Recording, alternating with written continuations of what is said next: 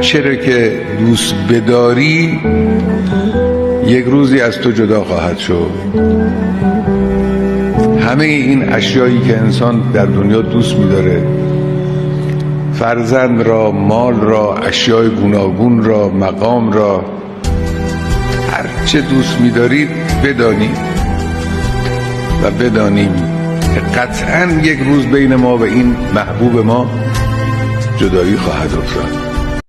یہ جنگ کسی شیعہ کی نہیں، کسی سنی کی نہیں، کسی اہل حدیث کی نہیں، کسی وہابی کی نہیں، یہ جنگ ہے مسلمانوں کی۔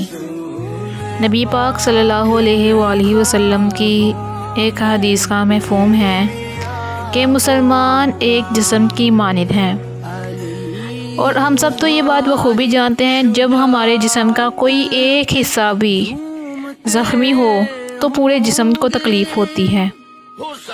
تو بالکل ان کی مثال سچ ہے، اور یہ بات واقعی ہی حقیقت ہے، کیونکہ جب اللہ سچے ہیں، اللہ کا رسول سچا ہے، تو کیسے ان کی باتیں جھوٹی ہو سکتی ہیں؟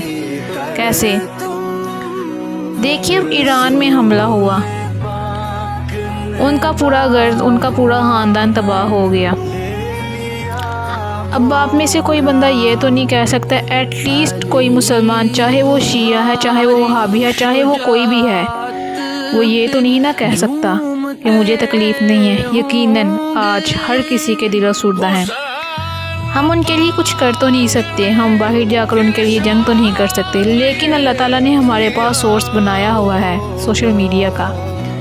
سوشل میڈیا کا اللہ تعالیٰ نے ہمارے لیے ایک ایسا سورس بنایا ہے جہاں پر ہم بھرپور طریقے سے ان کا ساتھ دے سکتے ہیں، کیونکہ ہمیں امید ہے کہ اللہ تعالیٰ ان کا خون بالکل بھی رائے گا نہیں جانے دیں گے۔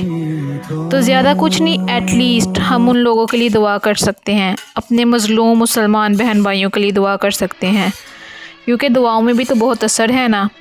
تو اس لیے ان کے لیے زیادہ سے زیادہ دعا مانگے، چاہیں تو اپنی خصوصی دعائیں چھوڑ دیں، اپنے لیے خصوصی مانگنا چھوڑ دیں، اپنی ہر دعا میں ان کو شامل کر لیں۔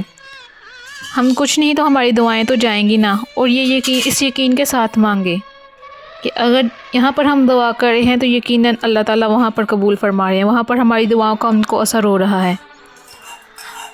اللہ تعالیٰ ہم سب کے لیے آسانیاں پیدا فرمائیں، اور اللہ تعالیٰ ان کے لیے آسانیاں پیدا فرمائیں، اور دشمن کو نیست و نابود کر دیں۔ اقبال کہنے لگے، نہ سمجھو گے تو مٹ جاؤ گے مسلمانوں، تمہاری داستان تک نہ ہوگی داستانوں میں، جہاں میں ہے عبرت کے ہر سو نمونے، مگر تجھ کو اندھا کیا رنگ و بو نے، کبھی غور سے یہ بھی دیکھا ہے تو نے، جو آباد تھے وہ مکان اب ہے سونے، جگہ جی لگانے کی دنیا نہیں ہے، یہ عبرت کی جا ہے، کوئی تماشا نہیں ہے۔